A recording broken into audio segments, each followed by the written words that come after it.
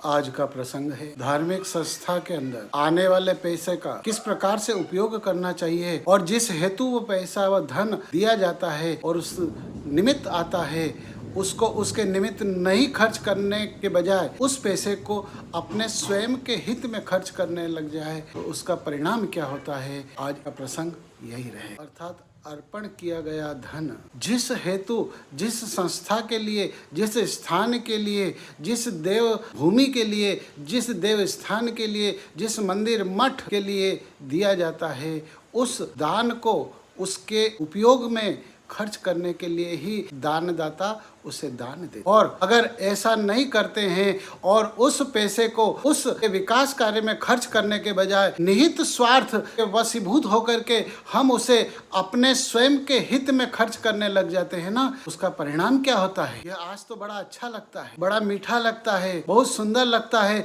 और जब आता है ना तो घर वाला उस आपके सहयोगी आपके साथी भी बड़ी आपकी तारीफ करते हैं, लेकिन उसका दूरगामी परिणाम क्या होगा ये हम नहीं जानते। उसकी बात को समझने के लिए आइए आज हम एक आनंद रामायण के एक प्रसंग की चर्चा करते हैं। प्रसंग के अंदर कहा गया है कि एक बार एक संत सन्यासी सरयू नदी के तट पर स्नान करने के लिए जाते हैं और स्नान करने के बाद में वह जब पुनः अपने आश्रम को लौट रहे थे तब मार्ग में उस सन्यासी उस संत उस जीवात्मा के पीछे जो जिस संत ने अपना संपूर्ण जीवन परब्रह्म परमात्मा को समर्पित करने का संकल्प लेकर के संन्यास धारण किया था, उसके पीछे वह एक कुत्ता चला आता है। जब उन्होंने देखा ये लगातार पीछे चला आ रहा है, उस सन्यासी ने उस संत ने एक पत्थर उठाया और पत्थर उठा करके उस श्वान को दे मारा। श्वान को चोट लगी, वह चिल्लाने लगा। स्थान था अयोध्या, सरयू नदी के तट पर बसी हुई है। उस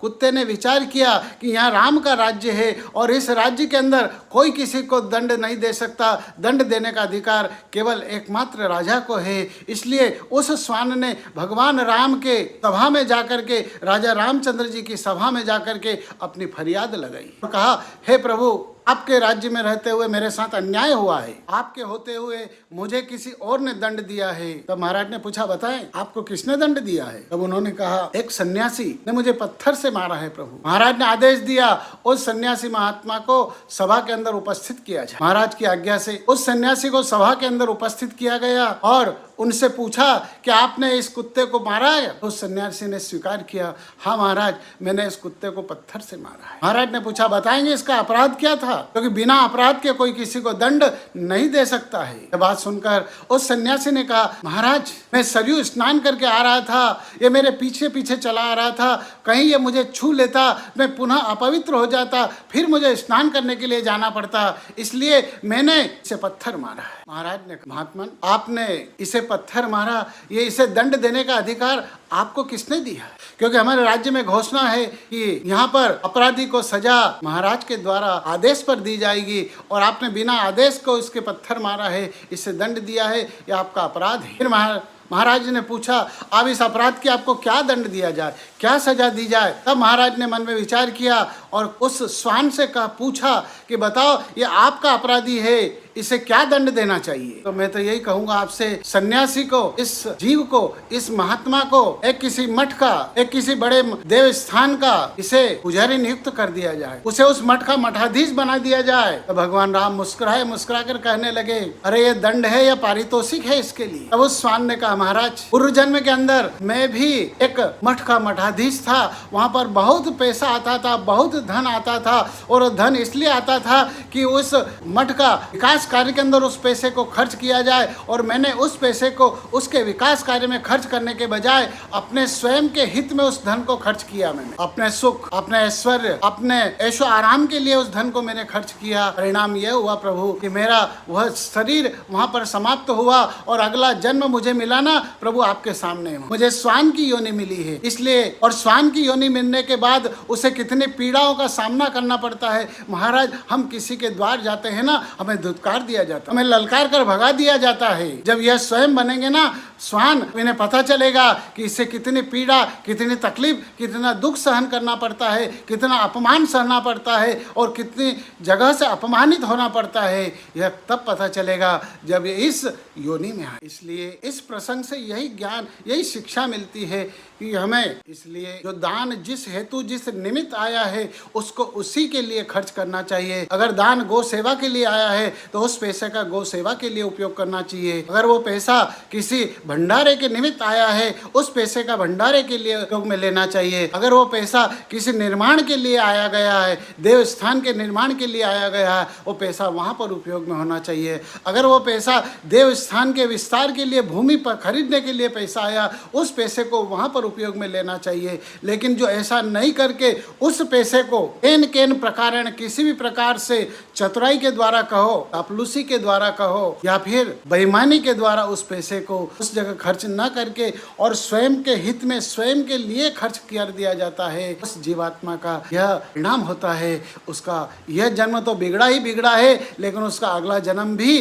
बिगड़ जाता है। इसलिए सावधान रहें। यहाँ तक संत कहते हैं, शास्त्र भी कहता है कि लोहे के चने अगर खा लिए जाए ना, हो सकता है एक बार वो पच जाए, लेकिन दान एक ऐसा है, इसे अगर किसी ने स्वयं के हित में खर्च कर दिया ना, वह उसे कभी पचा नहीं पाएगा। वह यह गलती नहीं, यह अपराध है, और एक ऐसा अपराध है जो अक्षम्य अपराध है, जिसकी कोई क्षमा नहीं है, केवल उसे भुगतना ही भुगतना पड़ेगा। इसलिए जहाँ तक हो सके इस दान के पैसे से जितनी दूरी बना सको ना, उतनी दूरी बना लेना, क्योंकि उसकी दूरी बना लोगे ना और उससे ईमानदारी पूर्वक उसका साथ दोगे ना, उसका उपयोग करोगे ना, आपको निश्चित ही वैकुंठ की प्राप्ति होगी। और अगर ऐसा नहीं किया ना, तो एक दिन आपको वैकुंठ तो नहीं, नरक मिलेगा, बदनामी अलग मिलेगी। और जनता के प्रति आपकी जो विश्वसनीयता, आपको जो विश्वास था ना, वो विश्वास सदा सदा के लिए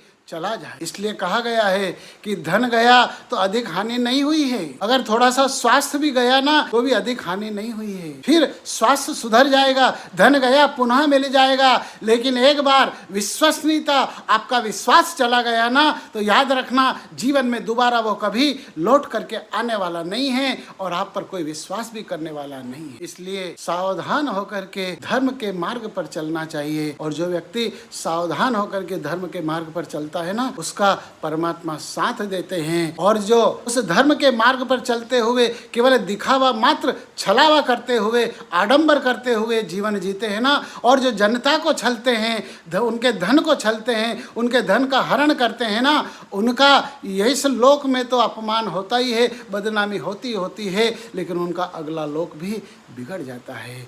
इसलिए सावधान रहें और आगे की अपने धर्म के मार्ग पर चलने की यात्रा निरंतर आगे बढ़ती रहे। इसी विश्वास के साथ में आज के इस प्रसंग को विराम देते हैं। जय श्री राम।